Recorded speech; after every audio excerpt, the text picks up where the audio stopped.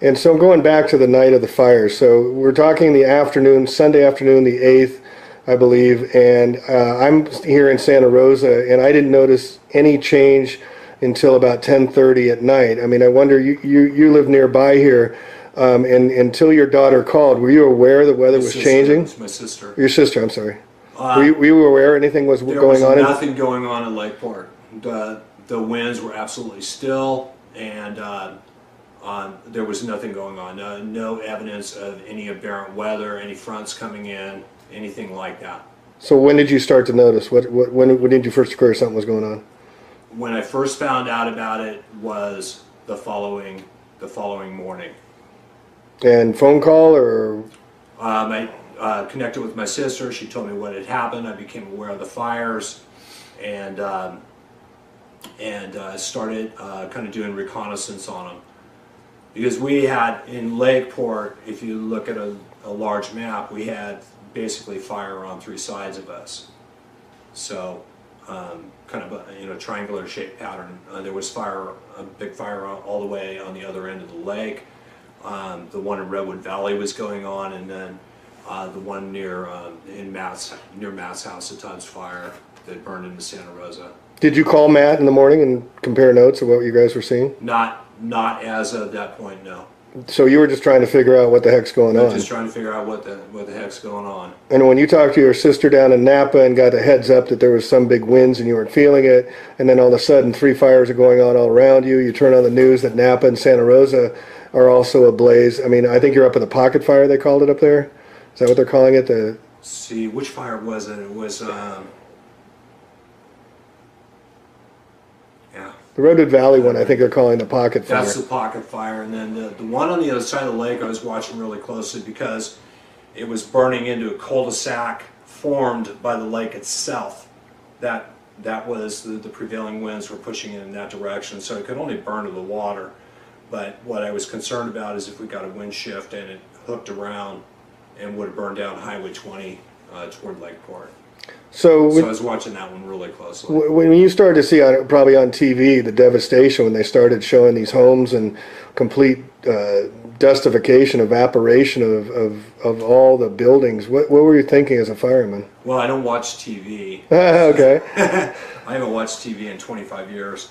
So I get my information from the internet, and I have my sources that I go to. And the first thing that I noticed, I think, was the rapidity of the fire movement, which seemed abnormally fast to me, considering that there was no weather fronts or winds or anything that I was aware of that would have driven the fires that quickly. And also the number of fires was extremely alarming. Where did all these fires come from? Mm-hmm. How did they all start at once? And so I started digging, and when I started digging, I started looking at the research that was available for directed energy weapons, and what I started reading actual government documents that people had put up, various people had put up on the website, and looking at the destruction, which I have never seen in my career, the totality of the destruction on the structures. There was absolutely nothing left of the structures except foundation. Now, I've seen that with other fires, but not where it moves like that. Not where the fire is moving and one side of the street everything's fine, the other side of the street it looks like a nuclear war zone. Never seen anything like that. What other options could there be besides a high torch directed energy weapon that you could consider as a possibility in your experiences of all the firefighting you've done? There's none that I could think of. There's none. So this is the only plausible explanation that's being presented? It's the only plausible explanation in my opinion. That's the conclusion that I was brought to based on my almost 30 years of experience. And you know that steel melts in thousands of degrees and yes. all this, and to see steel bent like that, but have vegetation and plant life and eucalyptus trees. The holes that were burned through the hoods of cars all the way through the engine block are a little bit suspicious. Wasn't that crazy? Yeah. The aluminum on the ground that had melted to the ground where the guy was walking over it? Okay. that I've seen before. We had a tanker fire, a gasoline tanker fire on 101, and the gasoline fuel is moved around in aluminum tanks like that, thick aluminum tanks, and that one caught on fire and melted the aluminum like that. Right. So I have seen aluminum melt like that in a structure fire or other fire.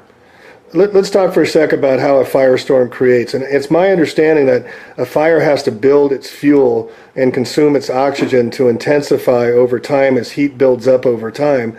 But we're having this firestorm. These fires happen in a matter of a couple hours and created thousands of degrees temperature without any provocation from fuel to build itself. It just happened, it seems like. Yeah. It seems like. Right. I mean, that's the only, I mean, it just happened over a couple hours, and then it was just about, how the fires were spreading. But the initial destruction was here, there, and everywhere, and everything down to the bone of the homes, literally, where all that's left is the fireplace. But there's no iron tubs, there's no granite counters. I mean, we went through Old Redwood Highway here and went Mark Rest Road, and it was just amazing how there was nothing left. I mean, nothing. Yeah. And the fires, they were out there within a few hours. So what could have caused that? A normal temperature up high in a fully involved structure fire is around 1100 degrees. Mm-hmm. That's normally what we consider operating fire conditions, about 1100 degrees. And the fact is that there's a lot of plastics inside households right now, so plastics liberate a lot more heat than wood would, about twice as much. Did you hear anything about blue lights being seen, and anybody saying that? I saw the photographic evidence on the internet. Did you hear of anybody else commenting that they've seen blue lights, like they've been commenting on my site that I saw blue flashes, I saw it, and other people have been saying it as well? Yeah, just some in passing, but I saw actual photographs that people took from their cell phones, their cameras. All right, and then how do you feel about learning that the Planning and Zoning Commission is having the exact same footprints nearly as these fires were, and that now they're declaring some of these areas from a previous fire that could be deemed a severe zone that maybe they shouldn't be rebuilt now? Have you had any comment on that? Well, I guess my comment would be that I'm fully aware of Agenda 21 and that it doesn't surprise me one bit. And have you talked to other firemen as well about this? Are they on the same page as you, or are they even questioning this, or what are they thinking? Yes, two others I've talked with directly about it, and we're all in agreement that something very strange, very unique and new has happened. Right. And have you been to tour the areas? Have you looked around at some of the areas? Only what I've seen on the internet from overhead. Gotcha. And I just drove down 101, so what I could see from the freeway. So just conjecture, what do you think these firemen who are looking at these fires they've never seen before and talking among themselves, how do you think are they talking about it? What do you think because they've never seen anything like it either, and listening to that Berkeley engine number 6 that came up and their whole journey through it, they were totally astounded where they couldn't even set up a base station to start fighting from because everything was on fire. We have 100,000 square foot Kmart completely torched by 3 a.m. in the morning, where these fires leapt across 8 lanes of road and torched the Kmart on the other side of the road. What kind of fire does that? A fully sprinklered building. Well, yeah, that's the other thing is California has one of the highest sprinkler laws in the country. Not natural phenomena, unnatural phenomena. Like I said, I've never seen anything like it. And the other thing is that amongst some of the courses that I worked on, I taught a course, co-taught with others. That's where this t-shirt comes from. We flew back to Florida twice and worked with these guys one time for a week and taught a course on firefighter safety and survival.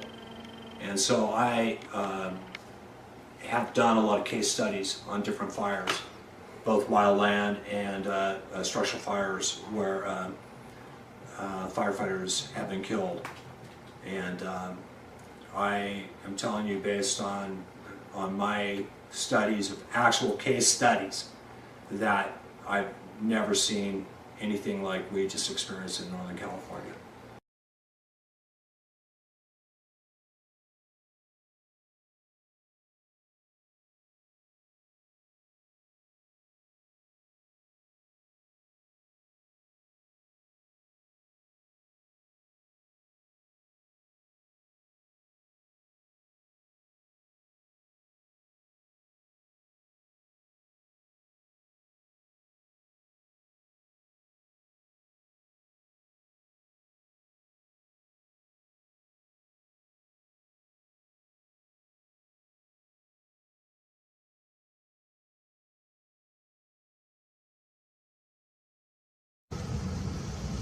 Hey, it's Tuesday, July 31st, 2018. I'm John Knox in Los Angeles. Now, this picture has been taken off the internet. It's a suburban neighborhood believed to be near the Carr Fire, that's C-A-R-R, which is near Redding, California. Now, we're talking about fires, irregular, unpredictable, raging forces of nature, okay? Now, when the forest fire comes to a suburban development, we're going to take a look at how this particular forest fire, this force of nature, decided to burn when it got to the suburban development. Now, let's drift the camera a little bit to the left. Now, this forest fire, when it got to this suburban tract, decided that the houses were more important to burn than the trees. And we're going to drift down a little bit here, speaking of trees. Now, to the left of this group of trees or bushes, you see the shell of a burned out car. Now, the energy that it takes to blast all of the glass out of the car, to burn all the rubber tires off the car, that's pretty intense energy. So in that spot, there was an amazing amount of energy and heat being expended. And yet, the trees and the bushes off to the right of this particular car did not burn. Okay.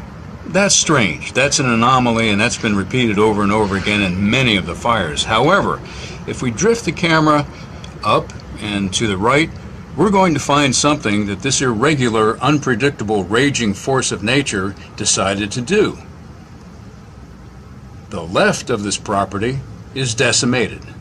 The right of the property, probably about a third of the house, looks like what happens to a decoration on the top of a wedding cake when it's cut. So this irregular, unpredictable, raging force of nature decided to do this to this house. Pretty amazing fires. This is a picture downloaded from the internet of the Santa Rosa fires from October of last year, October 8th and 9th. This is devastation from the Tubbs fire. Now, we've become used to the explanations and the observations of people that show houses being absolutely decimated in place and all the shrubbery completely intact all around it. Getting used to it doesn't mean that you accept it. It means you've heard it a bunch of times. But if we drift the camera up to the left a little bit, you'll see a beautiful sloping field with a precise burn mark on the edge of it. Precise as in exact, precise as in straight. Now remember, fire is a primordial force. It's a force of nature. It's uncontrollable. It's unpredictable. It does not burn in straight lines. If we drift the camera further down, we'll find the pattern which made me understand that this is not a forest fire. This is the Cardinal Newman baseball field. Whatever burned this field stayed within the fences. The tennis courts on the left, the track a little further down, absolutely untouched. But the left field and the entire infield, most of the infield, completely singed, all the way over to the dugout. A forest fire does not burn leaving straight edges and obeying fence lines.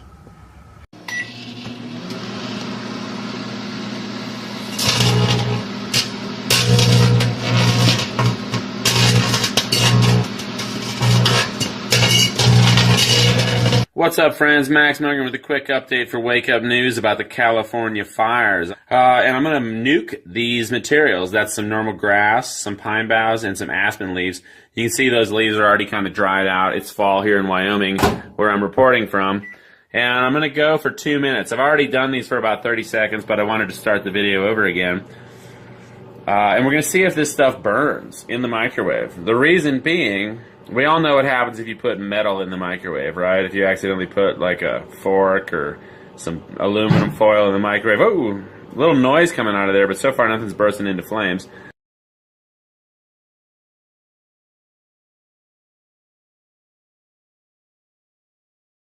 The reason I'm doing this is because out in California, with these fires, they call them wildfires, they call them forest fires, but really it seems like a lot more houses and cars are burning than forests.